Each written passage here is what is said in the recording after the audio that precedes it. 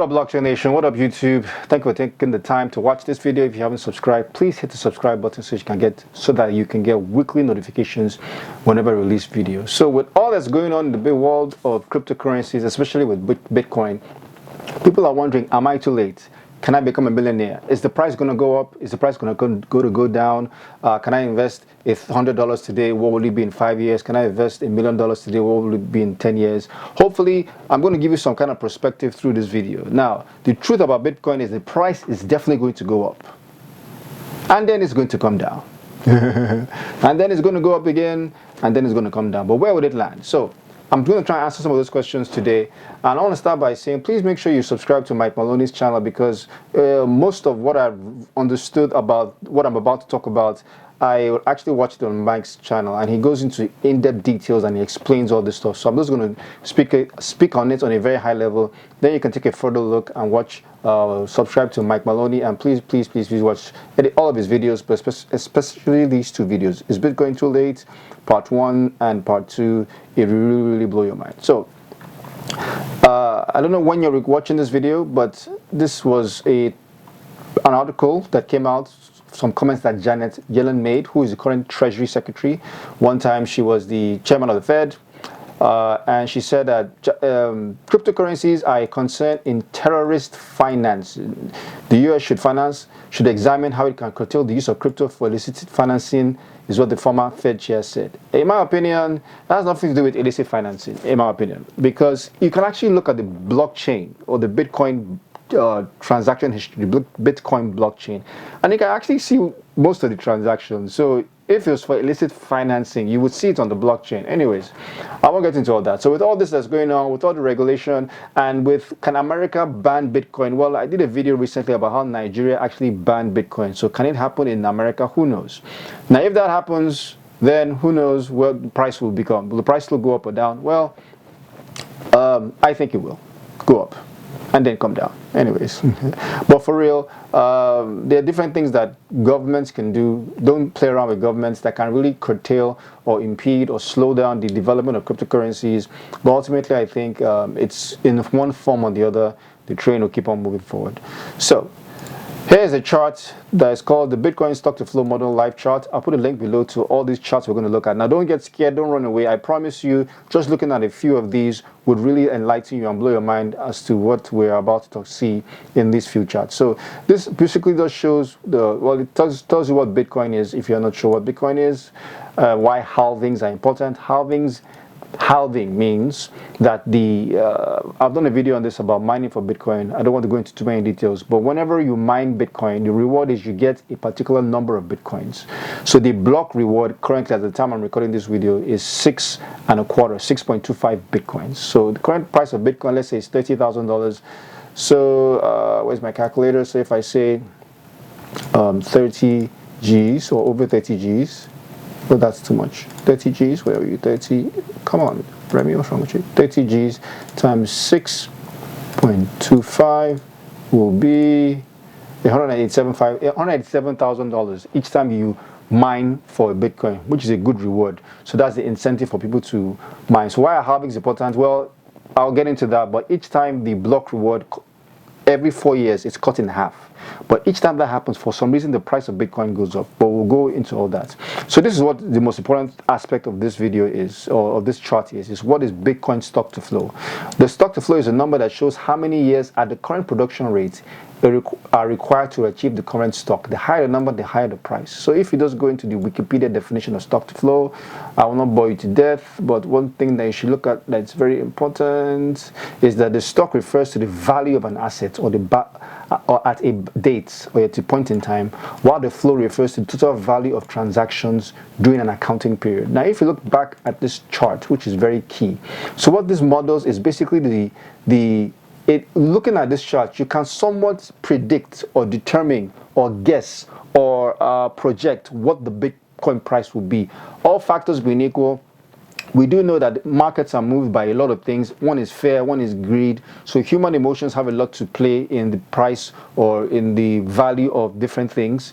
But all things being equal, following a logical approach, this shows possibly what the price of Bitcoin can be, and it can actually blow your mind. So if you follow this trend up to the top of this chart, and the next halving is on the 26th of April 2024. As we're working towards that, in 2025, following this chart, is a possibility that the price of Bitcoin might be, where is it?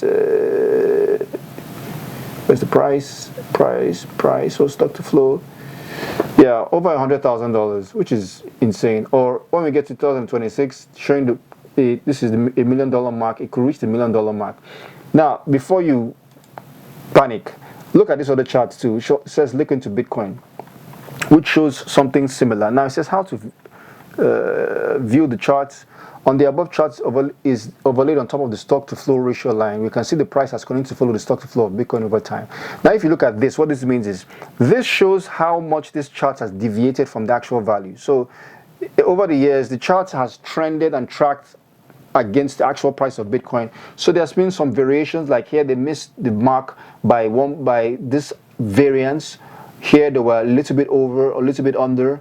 So if you follow this using this chart, it shows the same progression as the last chart, which shows that if you see here, as of today is, when I'm recording this video is 6th of February. So if we look at 6th of February, 38,000 for a Bitcoin. So what is the Bitcoin price today? It's $39,000. So it's tracking.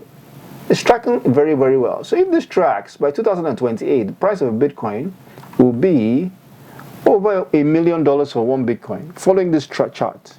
Isn't that insane? Now, don't take financial advice from me. Why would you take financial advice from some guy talking on YouTube? You're smarter than that. So don't go sell your house and go buy Bitcoin thinking the price will be $1 million in 2028. I'm not asking you to do that. But this should make you begin to consider the value of Bitcoin. So this website shows when the next halving will be. Now, historically, whenever the Bitcoin block reward is halved, look at this is the first halving, this is the second halving, this is the third halving that happened in 2020. When was the last halving? Yeah, it was 11th of May 2020 at this block height. The price keeps going up. It's insane, right? So before you, these are the pros, or these are the things to be excited about. But now before you get crazy, let's look at the cons on the negative side. Now on the negative side, if we look at this chart, Bitcoin energy consumption. So Bitcoin, the carbon footprint of Bitcoin is comparable to the power consumption of Chile, which is 77 tera, I don't know, what is this, TWH? I don't know, don't judge me. But that's a lot of energy being consumed. So if you look at this, if you compare Colombia energy consumption, Bitcoin is a country. It exceeds Bangladesh, Australia, and almost close to Finland and Belgium. So that's the argument about Bitcoin energy consumption and its relation to other countries and how it uses a lot of energy, because obviously to mine for Bitcoin, it uses a lot of hash power, which is a lot of energy. So these are the downsides that people can argue and say this cannot be sustained, this can't be sustained. Because if we go on this way, how will we keep on mining for Bitcoin? And just to show you something else, share of total Bitcoin network hash rate. So which means the parts of the world that people are mining for Bitcoin. And you can see here, you see China. Now because electricity costs are cheaper in China, you can run mining farms in China. Now, most of the large volume of transactions of Bitcoin transactions are done in different parts of the world, but mining Bitcoin, which is a very, very big part of the Bitcoin ecosystem, because they're the miners, they are the software developers, they're the users like you and me, they are the Bitcoin exchanges, and there are other network and layers built on top of the Bitcoin that make up the Bitcoin ecosystem. But mining is a huge part of it.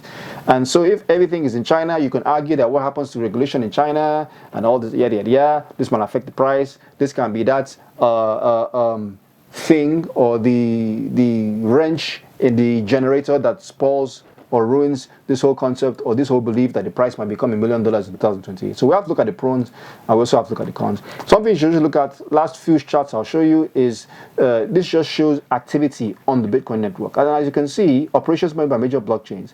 Now Bitcoin market capitalization is billions of dollars, but most people are just keeping Bitcoin pretty much as a hedge against inflation, hoping the price will go up. But there are not too many transactions. Like you can see Ripple 8%, you can see Ethereum, you can see EOS, and you can put all these other blockchains, you can plug them in and you can see what transactions they're doing. But Bitcoin makes a very large, small amount of actual transactions. But market cap wise, if you put Bitcoin, market cap Bitcoin constitutes of 78% of the entire cryptocurrency market capitalization, which is huge, which is billions of dollars, even though there are not that many transactions going on. So you can argue and say transactions are not actually happening in Bitcoin. People are just holding Bitcoin, hoping to get rich. So is that a good thing? Another downside you can look at is that a long time ago, there was a bug in the Bitcoin software. High severity bug in Bitcoin software revealed 2 years after fix. Well, this article was actually written a very long time ago, which was in September 2020. And if you look at this white paper, it goes into the details of the Bitcoin hack, right? I'll probably do a separate video about this, not to bore you to death, but it goes into details of how the Bitcoin actually had a problem in its well, it wasn't hacked. It could have been hacked because there was an issue in the code, but a very smart developer discovered this. I was able to identify this and explain it to the Bitcoin community, and they caught it right on time. So people can argue and say down the line, maybe there'll be another bug. And like I said, markets are driven by fear and by human behavior. So those are things to look at. So the question now is, looking at all these factors, looking at the pros and looking at the cons, with the stock to flow, with this graph showing that Bitcoin could be $1 million in 2028, is this a gamble you're willing to take, or will you err on the side of caution because of the energy consumption of Bitcoin and the fact that most of the mining is actually not done in a particular location, but it's done in China? You can say that China might have ownership over Bitcoin because they control all the hash rates and all the mining is done there. They have cheaper electricity. I don't want to get into that argument. So what direction will it take? So will the Bitcoin price go to the moon, or will Bitcoin eventually just fizzle out and become zero? Who knows? But I have my own personal convictions about this. Either way, I love Bitcoin and I'm going long on Bitcoin. Not asking you to do the same. This is not financial advice. Please, please, please do not invest more money than you're willing to lose. Please don't do that. You can get burnt, especially when the price goes up and it comes down and it goes up, and it's one heck of a roller coaster ride. So it'll be interesting to watch, but it's still an exciting time. The fact that this currency that was formed by a programmer or group of programmers, Satoshi Nakamoto, he, she, them, whoever they were, and years later, it's still here thriving, and the market capitalization of Bitcoin is crazy. This is the last thing I'll show you. Coin market cap. If we just show this real quick, and we'll pull this up, and this actually shows the market capitalization of different cryptocurrencies, and cryptocurrencies right here. Bitcoin is at a huge market cap of up to all 8,000 cryptocurrencies. Market cap of, this is more than I can even count. This will be what? 1 trillion? This is 1.6, this will be a million, this will be a billion. It's like $1 trillion market cap, which is insane. The price is $39,000, and Bitcoin in itself is at 826 billion. Oh, 732 billion. Market capitalization that's bigger than the GDP of some countries. So it's exciting to watch. How high will the price go? Will it go to the moon? Will it not?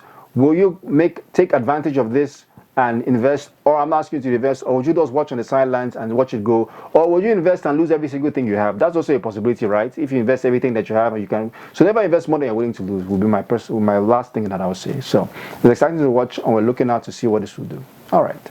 So till next time, my wish for you is that you learn more about cryptocurrencies, because cryptocurrencies are changing and will change the world. And those who get involved early, in my personal opinion, will greatly impact the future. And if that is you, then let's go change the world.